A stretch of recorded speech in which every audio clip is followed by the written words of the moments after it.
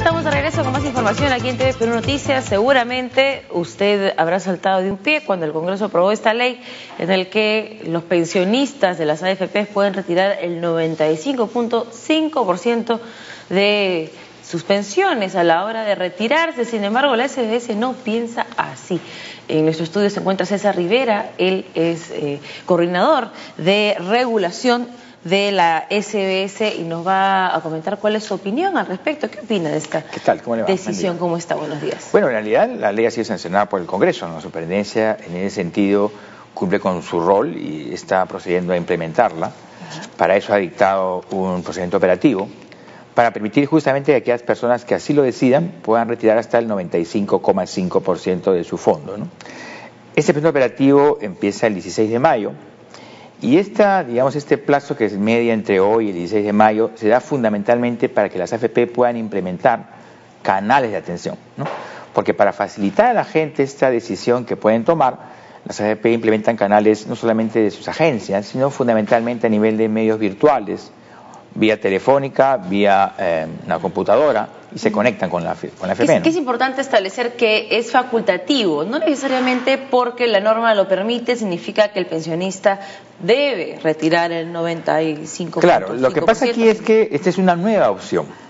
Hasta antes de la vigencia de esta ley, todas las personas que se entraban a jubilar solo tenían una pensión, sea con la AFP un retiro programado o sea con una compañía de seguros o una renta vitalicia en diversas modalidades. Con esta nueva opción, el afiliado tiene la posibilidad de retirar hasta el 95,5% de sus fondos, puede 20%, 50%, lo que él decida.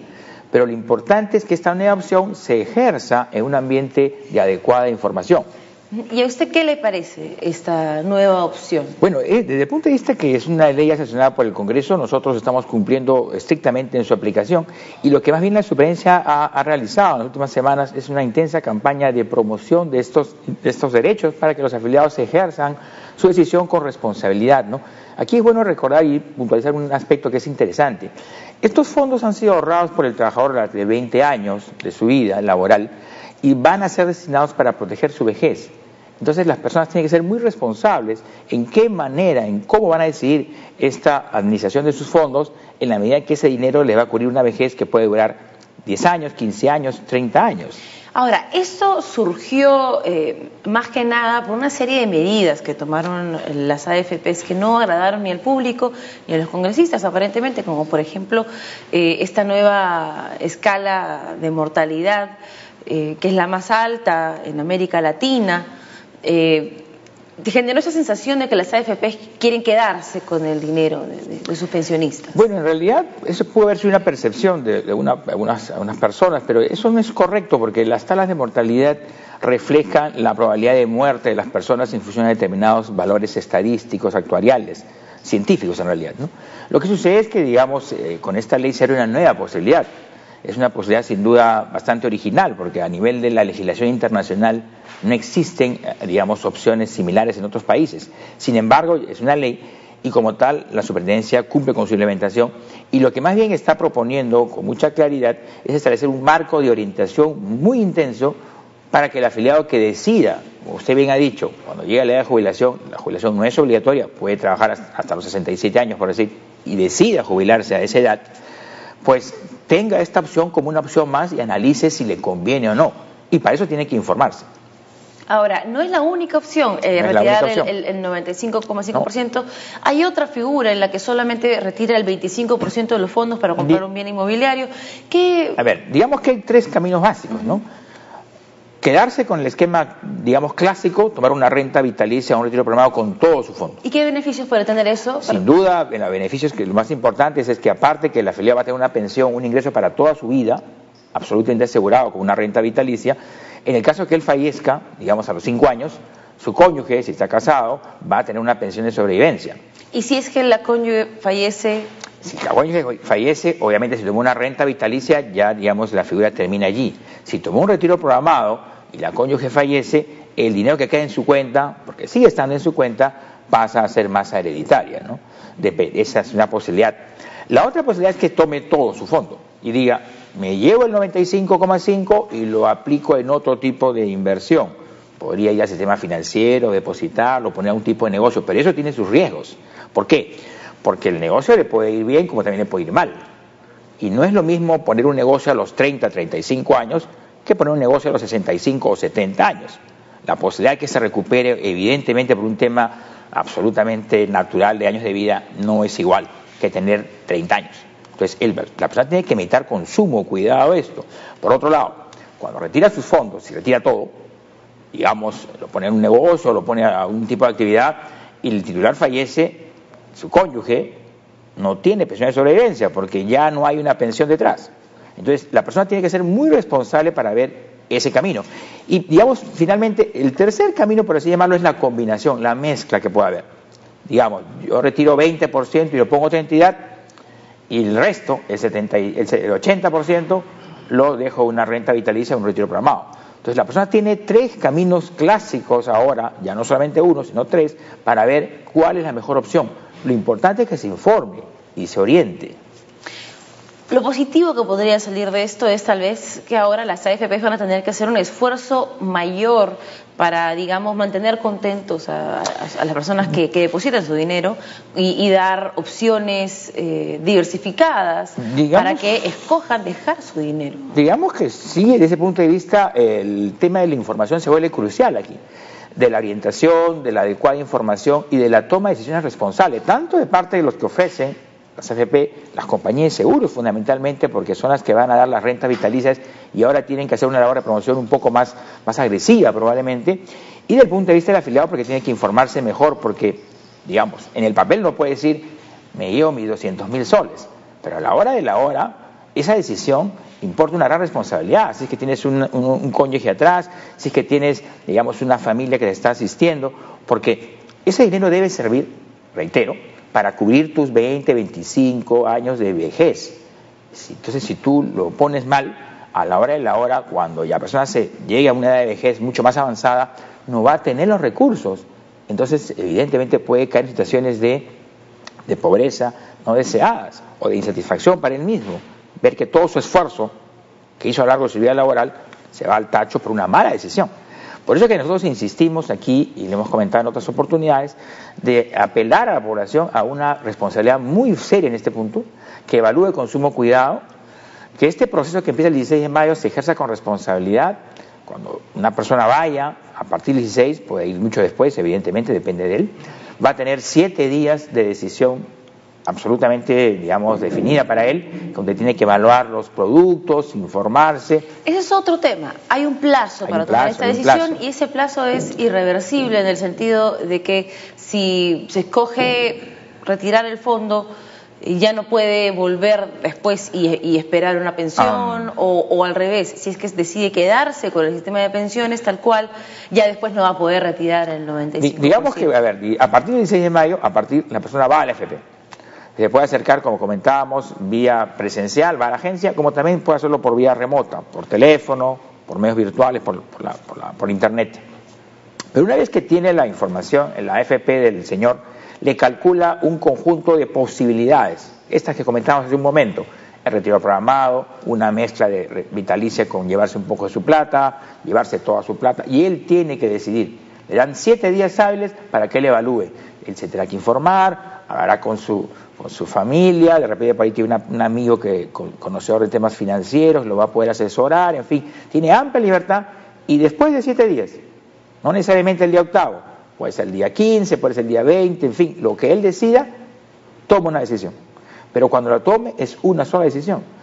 O me llevo todo, o dejo todo en una renta vitalicia, o a una mezcla. Me llevo un porcentaje y el resto lo pongo en una renta vitalicia, en un retiro programado. Esos 3 grandes caminos él tiene que decidirlos con información. Y para eso él tiene que ver sus riesgos personales, su nivel de patrimonio, cuánto gasta en su vida, porque, ojo, la pensión se supone que es para cubrir gastos normales. Uno gasta en alimentación, en vivienda, en otro tipo de gastos de mayor, pero igual, salud fundamentalmente, y eso le da un nivel de gastos. Entonces yo debería tener un nivel de ingresos igual o mayor, para justamente poder vivir, comillas, vivir tranquilo. Claro. Entonces, eso es importante. Ahora, muchos no viven tranquilos, y aquí viene tal vez la mayor crítica que se le hace a este sistema, es que no pueden pagar seguros médicos privados porque los seguros son carísimos y aumentan sus tasas a medida que aumenta el riesgo y aumenta la edad del asegurado. Y hay un componente dentro de este seguro que ofrece asistencia médica. ¿Cómo es que lo ofrece y qué tiene que ver este porcentaje del 4,5% que se está quedando en el fondo? Que muchas personas no entienden exactamente cuál es la relación, incluso está en duda. A ver, es una muy buena pregunta porque cuando uno llega a la etapa de vejez, usualmente hace más uso de los temas por un tema de enfermedad natural en la vida del ser humano. Pero hay que recordar que todo pensionista se le descuenta 4% de su pensión para la cobertura del Seguro Social de Salud, Enesalud.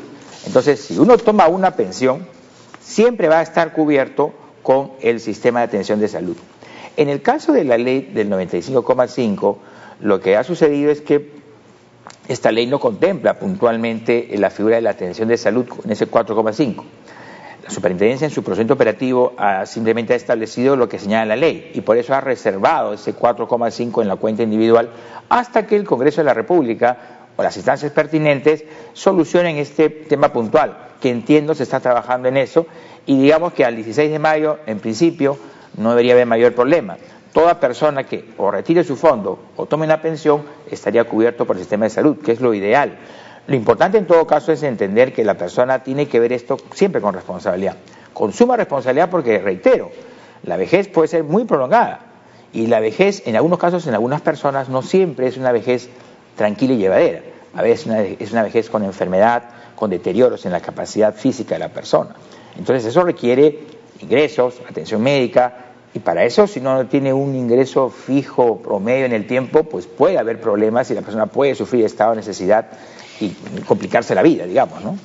¿No hubiera sido recomendable tal vez incluir dentro de esos retiros, porque digamos no todas las pensiones son altas, no todas las pensiones pueden sustentar el mismo nivel de gastos ante una enfermedad y a veces hay, por ejemplo, un cáncer que puede ser muy costoso y necesita una intervención quirúrgica que es una inversión única pero costosa. Claro. ¿No se contempla ninguna figura para poder retirar el dinero de ese fondo para cubrir esa dolencia en ese momento, si es que uno quisiera mantenerse en el sistema de pensiones tal cual? En realidad la ley 3425 ha establecido también una solución particular para aquellas personas que tienen o que se encuentren lamentablemente en un estado de una enfermedad terminal, ¿no? O un diagnóstico de cáncer que atente con sus expectativas de vida. Esa solución legislativamente ya está dada y van a poder disponer del 50% de su cuenta. Tal como se ha manifestado por parte de la superintendencia, en el mes de mayo, que ya viene, va a emitir la superintendencia un procedimiento operativo para hacer posible este ejercicio que dispone la ley, en la medida que hay aspectos técnicos que hay que hacer con sumo cuidado, ¿no? Hay una calificación de invalidez de por medio, hay una participación de una instancia médica, que son los comités médicos, entonces se requieren unos protocolos para justamente identificar adecuadamente esta figura, ¿no? Pero esto va a estar próximamente, ¿no? Es positiva dentro de sin todo, duda, porque en estos casos de extrema necesidad mucha gente también ha vendido sus casas, otros su seguridad, ¿no? Claro, sin duda porque de alguna manera busca proteger un riesgo social particular, que es en el caso la muerte, ¿no? Inevitable en la vida del ser humano. Pero más allá de eso, como le digo, hay procedimientos que hay que hacer con sumo cuidado porque de lo contrario podría haber un tipo de desorden que al final termine perjudicando al afiliado y eso es lo último que debería pasar, ¿no? Lo que se quiere aquí es que los procedimientos operativos que dicta la superintendencia sean no solamente claros, sino digamos fáciles de poder cumplir, pero a la vez el afiliado, el trabajador pueda conocerlos, pueda informarse, saber sus derechos, evaluar con responsabilidad de eso y tomar la mejor decisión. Bueno, muchísimas gracias por habernos acompañado y aclarado estos puntos. No, para nada, más bien, solamente para cerrar, la ASBS tiene un teléfono de orientación al público también y cualquier duda, comentario que pudiera haber sobre estos temas está a disposición siempre de todo el público televidente y de todos los afiliados, que es el 0800 10840, está a su servicio y bueno, esperemos pues que en estas semanas, días, la gente reflexione y tome su mejor decisión. Así es, muchísimas gracias por acompañarnos y ese es el mensaje en realidad, acérquese a la CBS, llámelos, contáctelos, vea cuál es la mejor opción para usted. Lo bueno es que hay varias opciones, entonces cualquiera sea su miedo, seguramente una de estas opciones va a poder acomodarlo correctamente. Estuvimos conversando con César Rivera, el encargado de los temas de regulaciones de la SBS. Y ahora nos vamos a trasladar